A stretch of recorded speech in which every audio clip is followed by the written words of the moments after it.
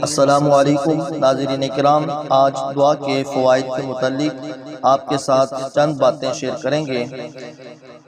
حدیث پاک میں ارشاد ہوتا ہے، ترمذی شریف کی حدیث پاک ہے، حضرت علی المرتضیٰ کرم اللہ تعالی وجہ الکریم اور حضرت ابن عمر رضی اللہ تعالی عنہما سے روایت ہے، فرماتے ہیں من فتح لہو فی الدعاء منکم فتحت لہو ابواب الرحمہ وما سئل اللہ شیئا احب الیہ من ان یسأل العافیہ۔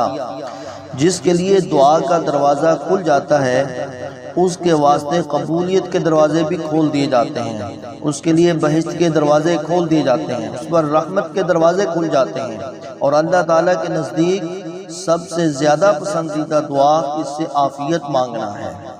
دعا کی توفیق ہو جانا ہی اس کے قبول ہونے کی علامت ہے۔ مختلف روایتوں کے یکجا ذکر کرنے میں ایک لطیف اشارہ ہے، اور وہ یہ کہ دعا بہرحال فائدہ سے خالی نہیں، یا قبولیت کا سبب ہوتی ہے یا مانگی مراد ملتی ہے، اور اگر مصلحت وقت کی بنا پر مطلب براری میں تاخیر ہوئی تو جزا ہاتھ سے نہیں جاتی۔ جو مانگی کی دعا ہے وہ وقت پر مراد پوری نہ ہوئی یا اس میں تاخیر ہو گئی تو اس کی جزا بھی ہمیں ملے گی، کیونکہ بہشت میں دروازے کھلنے کا سبب اور آخرت میں دعا ذخیرہ ہوتی ہے، اور آخرت دنیا سے بہتر ہے۔ اللہ تعالیٰ فرماتا ہے وَالْآخِرَةُ خَيْرٌ وَأَبْقَىٰ، آخرت دنیا سے کہیں بہتر اور پائیدار ہے۔ اسی لیے حدیث پاک میں آتا ہے کہ بعض آدمی جن کی دعا دنیا میں مقبول نہ ہوئی ہوگی، وہ جب اس نعمت کو دیکھیں گے جو آخرت میں ان کے لیے ذخیرہ ہوگی تو کہیں گے کاش ہماری کوئی دعا بھی قبول نہ ہوتی کہ یہاں ثواب کا پورا ذخیرہ تو پا لیتے۔ عافیت، حدیث پاک میں آیا ہے کہ عافیت کی دعا مانگنا۔ عافیت کسے کہتے ہیں؟ عافیت کا مطلب ہے کہ دنیا و آخرت کی تمام ظاہری و باطنی آفات و مصائب اور رنج و آلام سے سلامتی کی دعا کرنا۔ دعا کرتے رہنا چاہیے۔ دعا کے فائدے ہیں، دعا قرب الہی کا بہترین ذریعہ ہے، اس سے اللہ تبارک و تعالیٰ کا قرب نصیب ہوتا ہے۔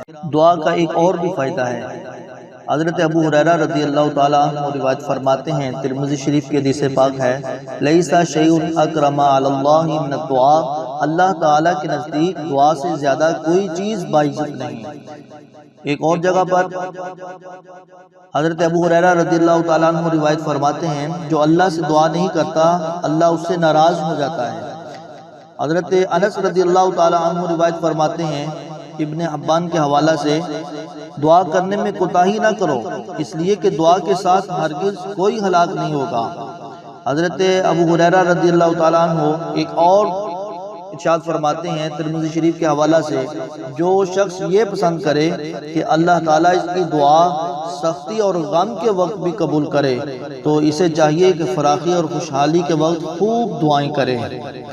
قولی عبادتوں میں سے دعا سب سے بڑھ کر عبادت ہے ناظرین کرام، اس لیے کہ اس میں عاجزی اور انکساری، بے چینی، گریہ زاری، آہ و بقا دوسری عبادتوں کی نسبت زیادہ ہوتی ہے۔ اس لیے اللہ تبارک و تعالیٰ نے دعا کو اہمیت دی ہے۔ دعا عبادتوں میں سے بڑھ کر ایک عبادت ہے، لیکن نماز اور روزہ جو کہ عبادتیں بدنیہ ہیں وہ دعا سے افضل ہیں، لیکن دعا کا بھی ایک بہت بڑا مقام ہے۔ اللہ تعالیٰ اس بندے سے ناراض ہو جاتا ہے جو اس سے دعا نہیں مانگتا، کیونکہ دعا اللہ تبارک و تعالیٰ کی انتہائی محبوب اور مرغوب ہے، اس کا مطلوب ہے۔ جو اس کو ٹھکراتا ہے متکبر بنتا ہے، دعا نہیں مانگتا تو اللہ تبارک و تعالیٰ اس بندے سے ناراض ہو جاتا ہے۔ مومن کی شان یہ ہے کہ وہ اپنے مربی و محسن کو راحت و مصیبت، رنج و غم، تکلیف و آرام، تنگی و فراخی ہر وقت یاد کرتا ہے، ان سب اوقات میں اپنے رب کو یاد رکھتا ہے اور اسی سے اپنی حاجتیں مانگتا ہے۔